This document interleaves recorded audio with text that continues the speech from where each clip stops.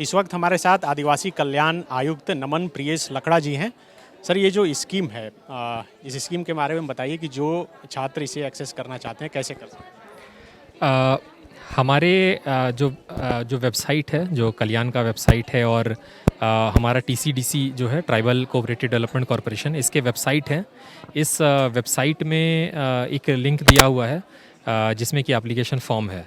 इसके साथ ही हम लोग समय समय पे विज्ञापन जारी करते हैं समाचार पत्रों में और सोशल मीडिया में। हम लोगों ने अभी आखिरी अंतिम तिथि जो रखा था वो 31 अगस्त रखा था, और अभी हम लोग लगातार इसको एक्सटेंड करेंगे। हम लोग एक्सटेंड करेंगे चूँकि अभी 6 छात्र छात्रा ही चयनित हुए हैं, और हमारा जो इस साल का जो कोटा है वो 10 छात्र छात्राओं का है और 5 वेटिंग का है। तो इस साल हम लोग इस तरह से और 9 स्टूडेंट्स को हम लोग रख सकते हैं। इसमें एप्लीकेशन फॉर्म भरना है, और हम लोग जब कुछ संख्या में स्टूडेंट्स जब आ जाते हैं तब हम लोग इनको पर्सनली कांटेक्ट करके इनका एक इंटरव्यू, साक्षात्कार और प्रेजेंटेशन, प्रस्तुतिकरण का एक तिथि तय करते हैं। सिर्फ एसटी स्टूडेंट ये हाँ, अभी जो सरकार ने जो संकल्प निर्गत किया है, इसके अनुसार अभी चूँकि ये एक फ्लैगशिप स्कीम है, पायलट प्रोजेक्ट कह सकते हैं, तो उसके तौर पे अभी अनुसूचित जनजाति के छात्र छात्राओं को ही जोड़ा गया है। इसके अलावा कोई और एलिजिबिलिटी क्राइटेरिया रखा गया? इसके अलावा जो भी कुछ तकनीकी जो अर्हता को पूरा करना है, जैसे स्नातक में 55% लाना है।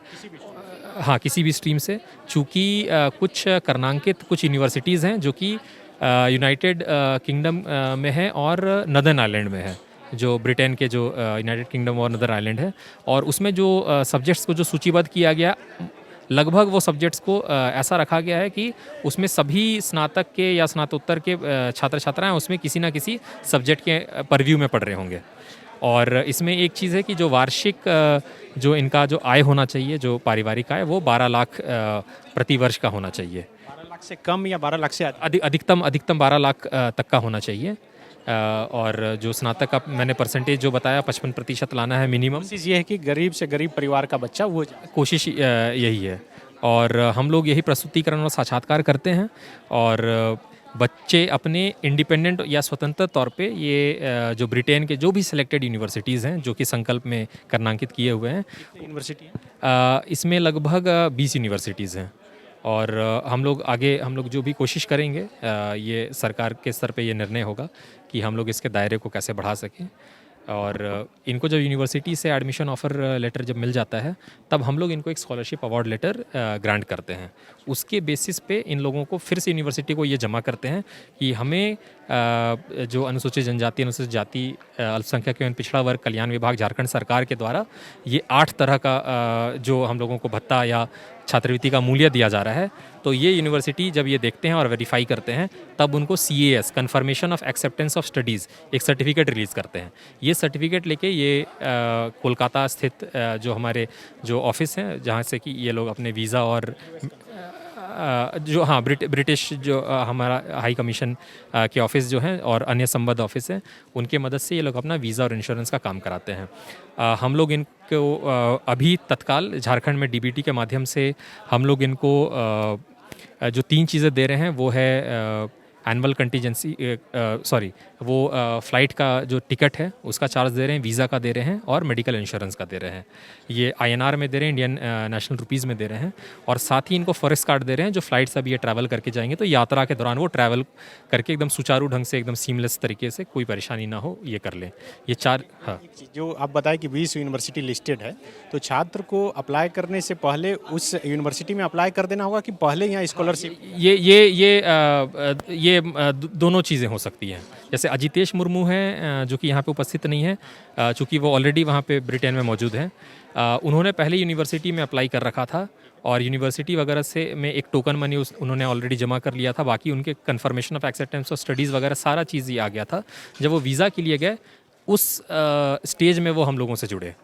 तो चाहे किसी भी चरण में स्टूडेंट हो, चाहे वो यूनिवर्सिटी में उनका ऑफर लेटर आया हो, नहीं आया हो, स्टिल हम लोग उन लोगों को बुला के उनका इंटरव्यू और प्रेजेंटेशन कर ले रहे हैं, ताकि कोई समय का कोई अभाव ना रहे। अप्लाई करने से लेकर पढ़ाई पूरी करने तक स्टूडेंट का 1 रुपये भी खर्च नहीं होना। बिल्कुल कोई खर्च नहीं होना है। जैसे जो आईएनआर में मैंने बताया कि 3 तरह का मेडिकल इंश्योरेंस, वीज़ा और फ्लाइट चार्जेस जाने का और पढ़ के 1 साल के बाद आने का, और अभी फॉरेक्स कार्ड में जो 200 स्टर्लिंग पाउंड हम लोग लोड कर दे रहे हैं। इसके अलावा जो 4 चीज़ें हैं जो हम लोग यूनिवर्सिटी के अकाउंट में डालेंगे, वो ट्यूशन फ़ी है और एनुअल कंटीजेंसी है, जिससे कि वो 1200 स्टर्लिंग पाउंड का अपना लैपटॉप, टैब, किताबें खरीद सकते हैं। 10,000 स्टर्लिंग पाउंड का ये इनका अनुरक्षण भत्ता है, जो कि अपने रहने खाने के लिए ये उपयोग में ला सकते हैं। तो और लोकल ट्रैवल, जो कि उनको अपना स्टडीज़ के लिए जो ट्रैवल करना होगा। तो इस तरह से 8 कैटेगरी है, और जिसमें कि मुझे लगता है कि सभी तरह का खर्च इसमें कवर किया गया है।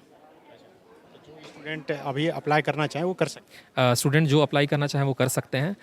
हम लोगों के हिसाब से जो हम लोगों के पास जानकारी है, अभी लगभग सभी जो 20-25 या इसके जो हमारे लिस्टेड के अलावा भी जो अन्य यूनिवर्सिटीज़ हैं, उसमें कक्षाएं लगभग सितंबर के आखिरी से या अक्टूबर में स्टार्ट हो जा रही हैं।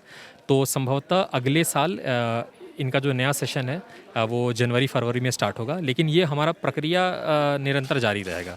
किसी भी स्टेज में स्टूडेंट्स आएंगे और अपना एडमिशन ऑफर लेटर देंगे, तो हम लोग उनको पूरे स्कीम में कंसिडर करेंगे। ये तो फर्स्ट बैच है, आपने बताया कि फ्लैगशिप स्कीम है। जो स्टूडेंट कोर्स पूरे करके लौटेंगे, तो क्या उसके लिए कोई प्लान बना है कि उनका कैसे यूज किया गवर्नमेंट कर सकती है? हाँ, उसका अभी हम लोगों ने बहुत कर्नांकित और पेन एंड पेपर में ये नहीं किया है, लेकिन कहीं ना कहीं एक सोच ज़रूर है। और चूंकि मैंने अपने अभिभाषण में भी कहा था कि बहुत सारे स्टेक होल्डर्स इसमें जुड़े हुए हैं।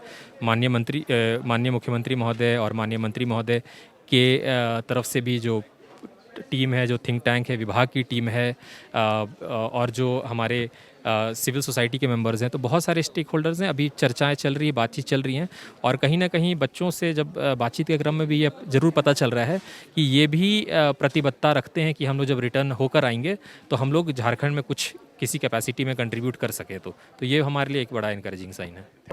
विवेकानंद विद्या मंदिर स्कूल एक CBSE affiliated English medium coed school है। हम शिक्षा के साथ संस्कार देते हैं। thefollowup.in. Like, share, and subscribe. www.thefollowup.in